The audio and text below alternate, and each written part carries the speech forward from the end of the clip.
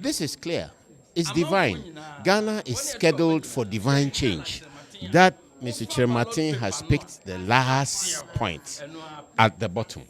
Everybody who is going to vote will find it very, very easy going straight down to the bottom to vote for Mr. Chermatin. He will win this election. Mr. Chermatin is winning this election. And it is very clear that is divinely guided. Change is here. Change is here. Did you have any issues with the process? Yeah, of course. When all candidates are exposed to the same rules, and then it gets to balloting, and then you separate political parties from independents, then you are discriminating at the point where everybody ought to be treated equally.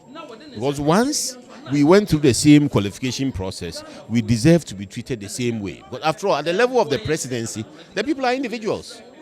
Even though a political party is sponsoring a candidate, that candidate is being elected as president on their own merits. So in the beginning, we raised the point and we accepted the explanation from the commission that it's been an administrative process. They are willing to look at it again, but they couldn't do it immediately, not at this time. So we accepted that. Having done that, we observed the parties fight amongst themselves. They ended up balloting. But the most important thing is that as we speak now, Mr. Chermatin has picked number 13, which is the very last slot on the ballot paper. It makes it very, very, very simple for the people who want change in this country to identify Mr. Chermatin and vote for him. All we have to do is point the electorate to the last slot on the ballot paper of 13. So today we believe Mr. Chermatin is divinely ordained to be president of this country. Change is coming. I didn't accept it for the sake of peace. That's to give in on the wrong premises. I accepted that there would be discrimination, and it is because of discrimination that I protested. All the candidates have gone through the same qualification criteria. We downloaded the same forms.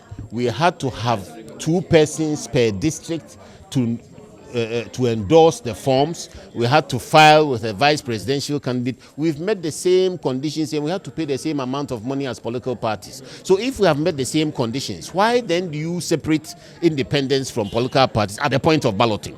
Then clearly there's discrimination. Now the commission then says, because the commission says that there are only 2 commissioners here and it's made up of a commission of 7, and therefore the 2 cannot take a decision at this table.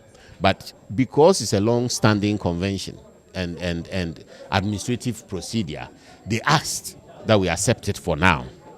It's already in operation, and that they will consider changing it for the next election. Which you accepted? We accepted it in good faith because, of course, it's tenable that once it's an administrative process they've been following, to change it with just the authority of 2 commissioners would have been difficult. To have the entire commission sit and change it may disrupt the election timetable, which we are not interested in. We want this election to go on smoothly because we believe the people of Ghana deserve change. If you see what went on, even after they discriminated against independence, the 2 major parties fighting over balls. They were fighting over balls for over 1.5 hours.